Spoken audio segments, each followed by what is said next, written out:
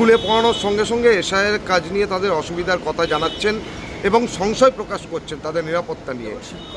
শিক্ষকদেরকে যদি এই কাজ থেকে যদি অব্যাহতি দেওয়া যেত তাহলে খুব ভালো হতো, কিন্তু কিন্তু বিষয়টি হচ্ছে আমাদের পশ্চিমবঙ্গে বিগত কয়েক বছর ধরে রিক্রুটমেন্টে নেই।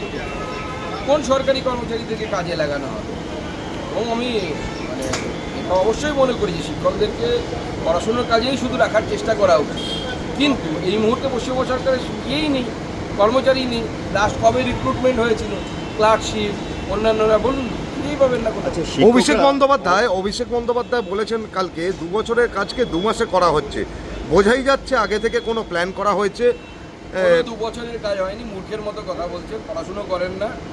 গতবার অর্থাৎ 2002-03 কতদিনের মধ্যে এসআইআর হয়েছে ভালো করে খোঁজ নিয়ে দেখুন, আগস্ট মাসে শুরু হয়েছে, কয়েক মাসের মধ্যে হয়েছিল। আর 2002-03 আপনার মোবাইলের ডেটার স্পিড কত ছিল, আর কত লোকের কাছে মোবাইল ছিল, আর এখন মোবাইলের ডেটা স্পিড কত হয়েছে।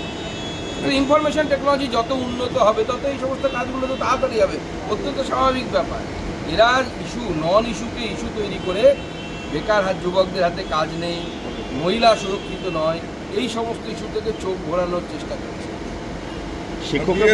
নির্বাচন কমিশনের কাজ, নির্বাচন কমিশন এসআইআর করাবে, ওদের কার কী করার আছে? আমার করার নেই, আপনারও করার নেই। বিএলওর সাথে বিএলএরা যাবে, বিভিন্ন রাজনৈতিক দল তাদের বিএলএদের লিস্ট দিয়েছে।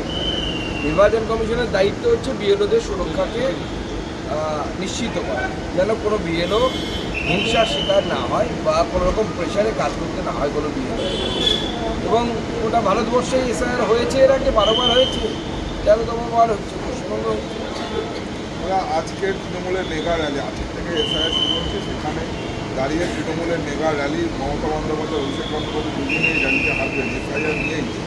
মূল উদ্দেশ্য হচ্ছে এসআইআরকে সামনের দিকে তুলে এনে বাংলার যেটা প্রকৃত ইস্যু, যেগুলি প্রকৃত ইস্যু, সেই ইস্যুগুলোকে পেছনের দিকে ঠেলে দেওয়া। আমি আগেও বলেছি 26,000-এর চাকরি চলে যাওয়া, রিসেন্টলি প্রায় 3,000 মতো গ্রুপ সি গ্রুপ ডি যাদের কাছ থেকে টাকা নিয়ে তৃণমূল কংগ্রেস চাকরি দিয়েছিল, তাতে মমতা বন্দ্যোপাধ্যায়ের আত্মীয়ার নাম আছে, বৃষ্টি মুখার্জি না ব্যানার্জিকে একজন আছে, মমতা বন্দ্যোপাধ্যায়ের মামার মেয়ে বা এরকম কিছু হবে।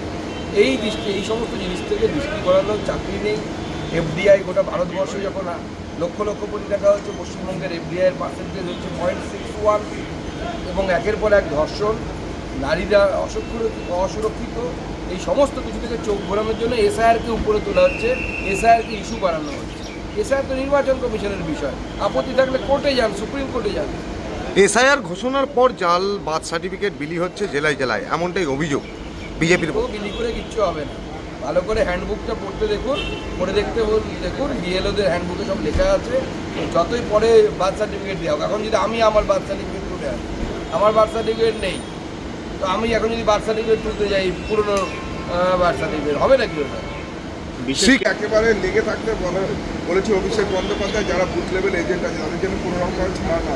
লেগে থাকুন, অসুবিধা নেই, ভয় না দেখালেই হলো, বিএলওদেরকে যেন আক্রান্ত হতে না হয়, এবং অন্য রাজনৈতিক দলের বিএলএদের উপর আঘাত যেন না হয়। গতকাল আমাদের এসআইআর নিয়ে সিঙ্গুরে হামলা হয়েছে আমাদের কর্মীদের উপরে, কোচবিহারে আমাদের বিএলএদের উপর হামলা হয়েছে, এরকম যেন না হয়। চলো।